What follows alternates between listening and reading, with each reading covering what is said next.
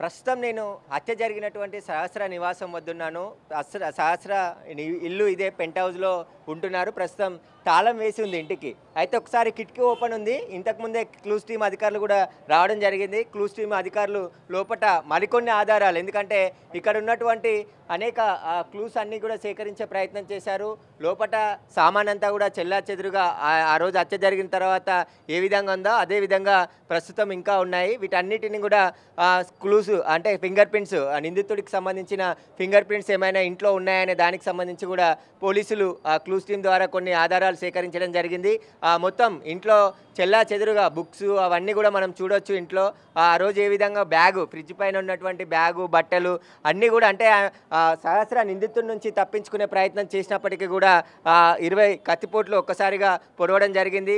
ఇంట్లో ఉన్నటువంటి వస్తువులన్నీ చెల్లా చెదురుగా పడిపోయిన దృశ్యాలు మనం చూస్తున్నాము.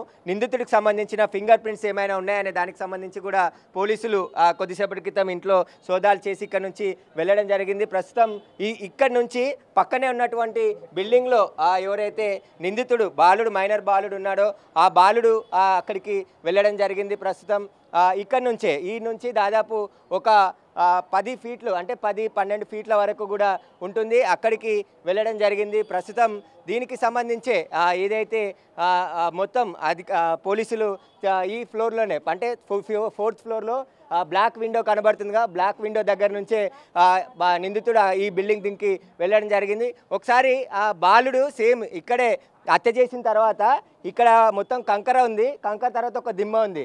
ఒకసారి మన అనిల్ చూపించే ప్రయత్నం చేస్తుండే ఏ విధంగా బాలుడు దాంట్లోకి జంప్ చేశాడనే దానికి సంబంధించి. ఇలానే పట్టుకొని ఇక్కడ ఇది పట్టుకొని అందులోకి దుంకే ప్రయత్నం చేసి ఈ విధంగానే అక్కడికి అతను పారిపోయినట్టుగా పోలీసులు గుర్తించారు. ఆ తర్వాత ఆ పైకి వెళ్ళి అక్కడనే ఉండడం జరిగింది. ప్రస్తుతం దీనికి సంబంధించి ఆ విధంగా అక్కడికి వెళ్ళాడు. మళ్ళీ ఒకసారి ఇటువైపు వస్తే ఈజీగా, అంటే ఒక మనిషి ఈ విధంగా తప్పించుకునేందుకు ఈజీ ఆస్కారం ఇక్కడ ఉందని చెప్పేసి కూడా తెలుస్తుంది. ప్రజెంటు దీనికి సంబంధించే పోలీసులు ఈ క్లూస్ ద్వారానే నిందితుడికి సంబంధించి ఆధారాలు సేకరించడం జరిగింది. ఇక్కడ చాలా దగ్గరగా ఉన్నది, దాదాపు ఒక 2 ఫీట్లు మాత్రమే ఉంది. అక్కడి నుంచి ఇక్కడికి రావడం జరిగింది. మళ్ళీ ఇక్కడి నుంచి అటువైపు వెళ్ళినట్టు పోలీసులు గుర్తించారు. అయితే ప్రస్తుతం చూస్తున్నాం కదా, ఇట్లానే బాలుడు ఆ రోజు తప్పించుకొని ఇక్కడ నుంచి అటు వెళ్ళిపోవడం జరిగింది. కాబట్టి యాజ్ ఇట్ ఈజ్ అదే ఆ రోజు ఏం జరిగిందో ఇప్పుడు మీకు చూపించే ప్రయత్నం చేశాను. పోలీసులు కేసు అయితే దర్యాప్తు చేస్తున్నారు.